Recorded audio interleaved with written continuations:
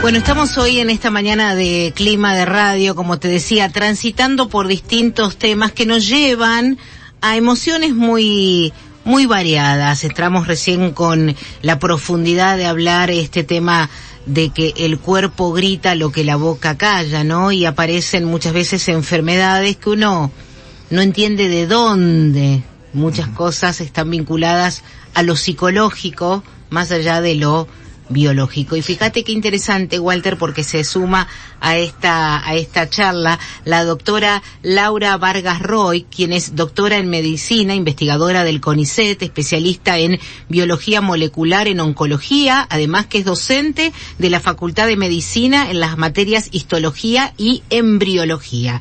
Bienvenida, Laura, ¿cómo estás? Buenos días, Judith, muchas gracias por la invitación. Un gusto. Quiero saber qué opinas vos de esta frase que hoy estamos hablando. El cuerpo grita lo que la boca calla. Sí, me parece que es una verdad irrefutable que los médicos carecemos muchas veces de elementos para poder acompañar a los pacientes. Por eso me interesó mucho escucharlo a Walter, porque el trabajo tiene que ser interdisciplinario. Y me parece que la función del psicólogo es básico en este tema, porque sabemos que existen las enfermedades psicosomáticas y orgánicamente ya se ha descubierto que, bueno, el estrés, lo sabe mucho mejor Walter, disminuye las defensas. Él estuvo hablando de los linfocitos, sí, que son fundamentales para defendernos contra las células que empiezan, mi especialidad es la oncología, claro. Entonces, permanentemente en nuestras células se van produciendo mutaciones que nuestro sistema inmunológico lo va detectando y las va erradicando. Pero cuando hay una gran depresión o cuando hay una muy mala alimentación, todo lo que deprime el sistema inmunológico favorece que nuestro cuerpo dé lugar a que se origine un tumor. Así que es impresionante esto, sí, que está diciendo Laura. Impresionante. Y cada vez se ve más esta interdisciplina para nuestra felicidad, porque antes parecían dos cosas totalmente divorciadas, la medicina alopática y la psicología, y hoy prácticamente todos los profesionales nuevos están con la certeza de que tenemos que trabajar en forma inter y transdisciplinaria. O sea, yo te lo voy a formular desde otro lugar. Una persona que cae quizás en un estado anímico, un bajón, sin entrar en depresión, que sí, creo que es mucho más profundo, ¿no? Sí, sí. ¿Puede favorecer esto a la aparición, por ejemplo, del cáncer? Es un factor, sí, predisponente, sí, sí. Para que aparezca una enfermedad como un tumor maligno, sí. Por eso, ¿tiene que haber una predisposición genética? No siempre, es decir, la predisposición genética se da en un 10% de todos los tumores, donde uno ya nace con un gen que está afectado y que está funcionando menos. Uno tiene una mayor posibilidad de desarrollar la enfermedad, pero no es el 100% esa posibilidad. Entonces, depende muchísimo, no solamente de los genes, inclusive en este caso que uno ha nacido con un gen que no está funcionando bien, sino de lo que se llama la epigenética, ¿no? Todo lo ambiental. ¿Qué es la epigenética? La epigenética son todas las modificaciones que sufren los genes en cuanto a su expresión. Yo puedo haber nacido con todos mis genes que están normales, pero no se expresan los que se tienen que expresar. Y eso depende de un microambiente celular y de un macroambiente. Ya se sabe que lo que la madre durante el embarazo come, a veces, sí, va a tener repercusión en la expresión de genes después en su hijo. O sea, la alimentación de la madre mientras todavía está el bebé, digamos, cuando es embrión.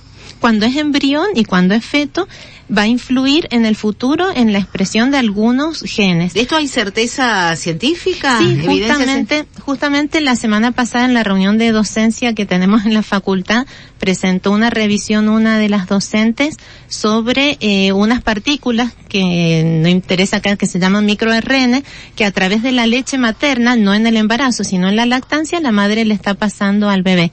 La epigenética es una disciplina apasionante que nos ha dado muchas herramientas para interpretar por qué se producen muchas enfermedades como la oncología, pero que todavía es como la punta del iceberg. Conocemos muy poquito. Claro.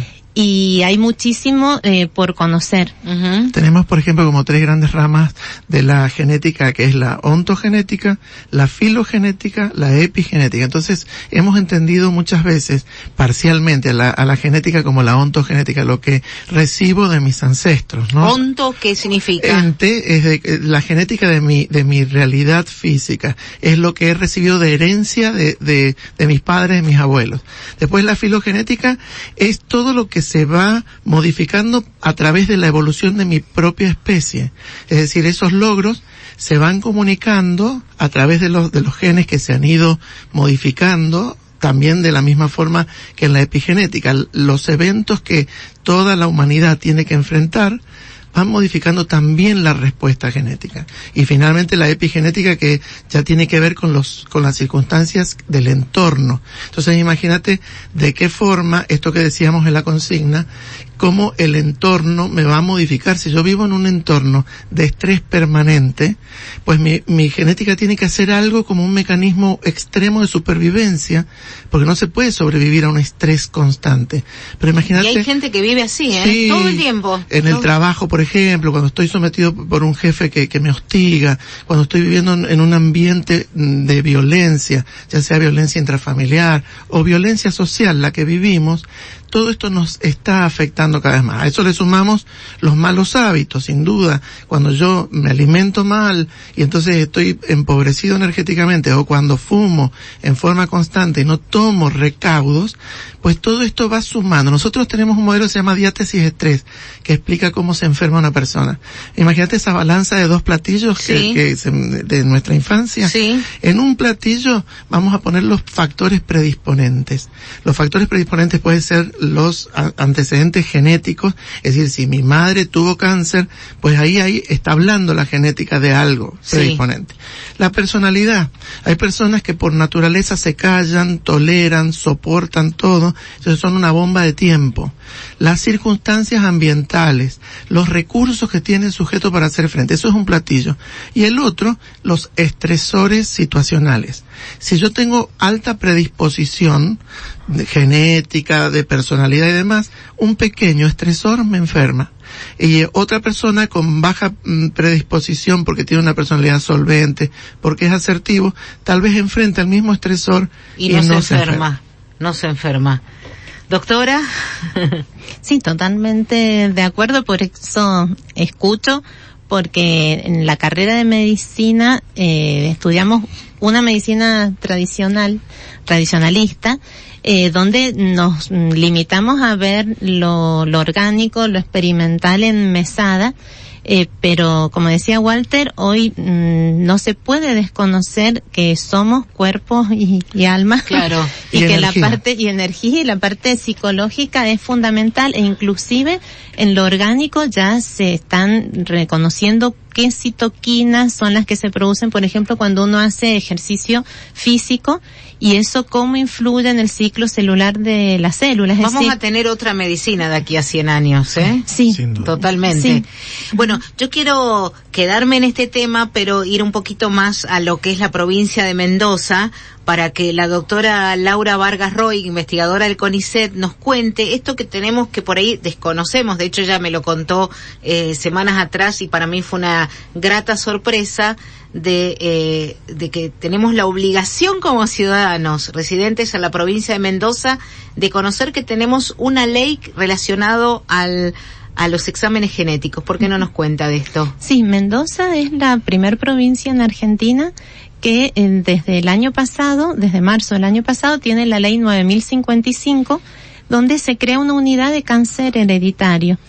Y la provincia tiene la obligación de cubrir a aquellas personas que no tienen obra social, los estudios genéticos y todas las conductas preventivas que surjan a partir de esos resultados.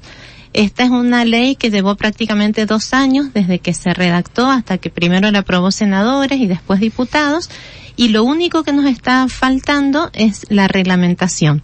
que en eso está trabajando el Ministerio de Salud de la provincia. ¿Y esto qué es lo que va a permitir? O ya se está, bueno, quizás en algunos casos ya se está haciendo. ¿Qué es lo que sería concretamente? ¿Cómo nos influye en nuestra vida esa ley?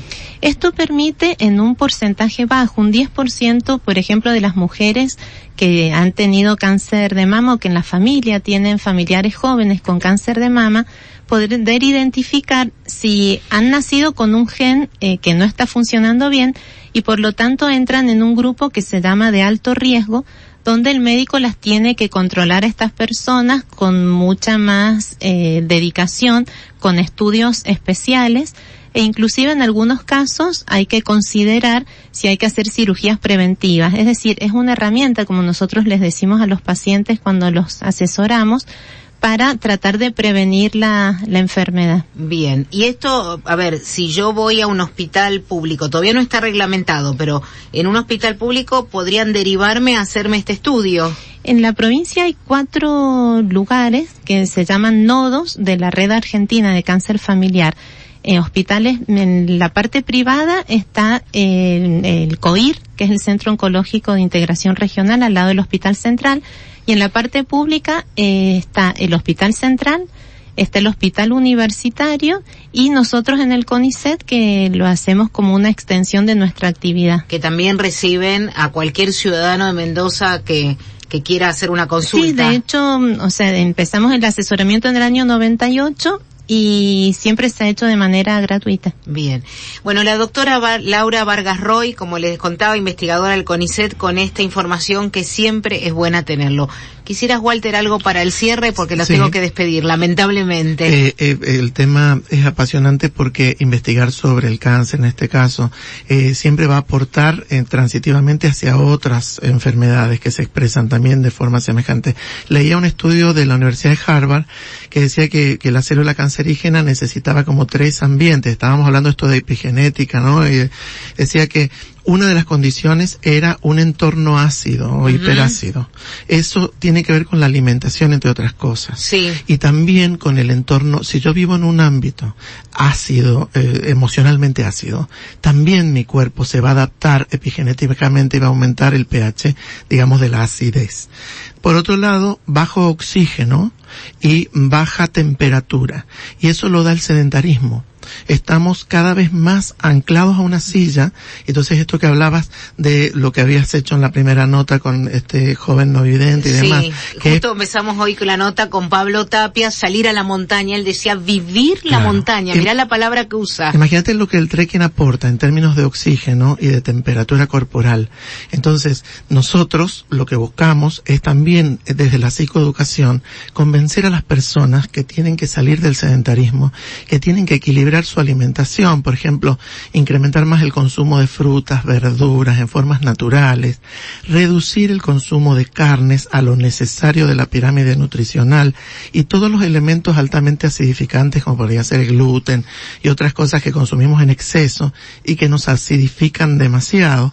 Y por otro lado, desacidificar nuestra mente y nuestra alma, endulzarnos un poco. Por eso digo siempre lo que el Maestro Jesús decía, lo que sana es el amor. Y entonces, si el primer amor es por mí mismo, si yo no tengo amor por mí, no puedo darle amor a nadie. Y eso es la primera cosa que trabajamos. Es una brigada de amor. Así que, de alguna manera, creo que lo que hace la doctora en el CONICET, lo que hacemos todos, es aportar nuestro pequeñito grano de arena desde la investigación profunda, desde la biología molecular y demás, y nosotros, desde el conocimiento de la conducta humana, para una mejor calidad de vida y para que las personas descubran que la vida es hermosa y que es una aventura apasionante para tomarla con dedicación y respeto. Gracias. El licenciado Walter Motilla, director de Psicosalud. Un placer tenerte aquí, Walter. Para mí también siempre estar contigo. Podríamos seguir toda la mañana charlando. Y Laura, muchas gracias. Muchas gracias. Nuestro apoyo absoluto al CONICET, a toda la gran tarea de investigación que hacen los científicos argentinos. Y reconocer la seriedad de la doctora y la profundidad que tiene, porque eso es sabiduría. Una cosa es el conocimiento, pero la actitud que tiene de apertura hacia lo interdisciplinario, eso ya es de sabios. Muchísimas gracias, Judith, y muchísimas gracias, un placer, Walter. Gracias. Y dejamos entonces esta información, ¿no? Para quien lo necesite, la posibilidad de hacer estos exámenes genéticos. Mendoza, que es pionera en el país. Qué maravilla. Muchísimas gracias. La doctora Laura Vargas Roy, investigadora del CONICET, junto con el licenciado Walter Motilla, aquí en esta mañana de lujo de Clima de Radio. Estamos en Clima de Radio por LB10.